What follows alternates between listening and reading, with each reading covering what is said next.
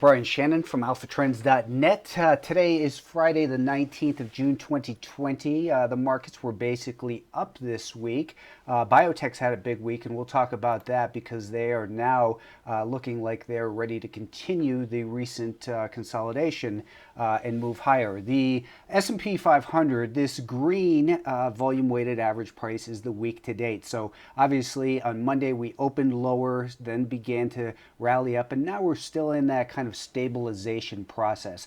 We're below the rise in 5-day moving average. So that tells us we have mixed messages here on the intermediate term time frame.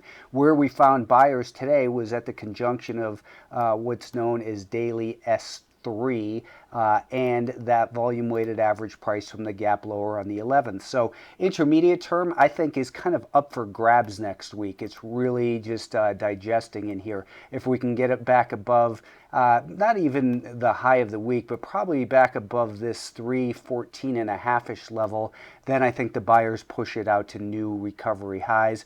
And I also think that today's low is going to be important. So right now, I'm really cautious going into next week on the intermediate term. Looking over to the daily time frame, we did find buyers at the rising 20-day moving average, and we were positive on the week.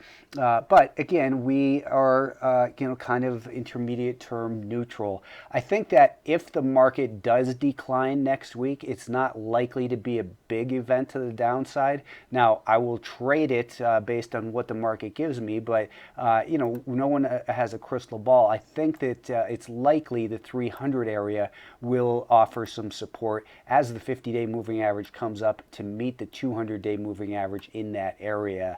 Over to the Nasdaq, we still have that pattern of higher highs and higher lows. We didn't make a higher high this week, but of course this is the most recent relevant higher low in this pattern of higher highs and higher lows, and it won't take much to make a higher high. We're getting, we continue to be extended, but that's not a reason to sell short. This 20-day moving average once again held and found the buyers on there on a 15-minute time frame. We are above the 5-day moving average. I think that a little bit of near-term caution would be warranted if we were back below probably 240 or so. You can see that the week-to-date VWAP is in green, the volume-weighted average price from the high this month in red, and that's the same right here in the S&P 500. And back to the Nasdaq rather, about 240 is going to be an important level. If we break below and hold below that, perhaps we get a little bit more vigorous sell-off. But again, we're in a primary uptrend there. The Russell 2000 bounced from its big sell-off, and again, last week what we saw was that from the peak of last week to the low last week, the market had declined 12.5%. I know that because I responded to someone in I think it was on Twitter, who said he was looking at the Russell 2000 and thinking it was time to short. And I cautioned that, where has it come from? When the market drops 12.5% in a week, it's not time to short. It would be expecting a bounce. And we got a pretty big bounce from that low up to the high this week. Now, where does that leave us? It leaves us in this really indecisive area still. Looking at a 65-minute time frame, I think that what's going to come into play next week is perhaps this trend line. And the way that I always describe a trend line is that it's not meant to be drawn off of a specifically from the highs and lows. It's more of a band of support in that area. So it's drawn with a crayon, not with a straight edge. If we break down, then I think that this level in here is likely to be where the buyers show up, and a lot of people will call that a head and shoulders top, and most likely, if it were to break down there, it would rally back up as these people get trapped and then perhaps roll over. So if you were looking to short, you short over here, not right here when it gets extended to the downside. But again, we've got that 135 level that is the most important area. We bounced from there. We've got the 50-day moving average coming up into that area.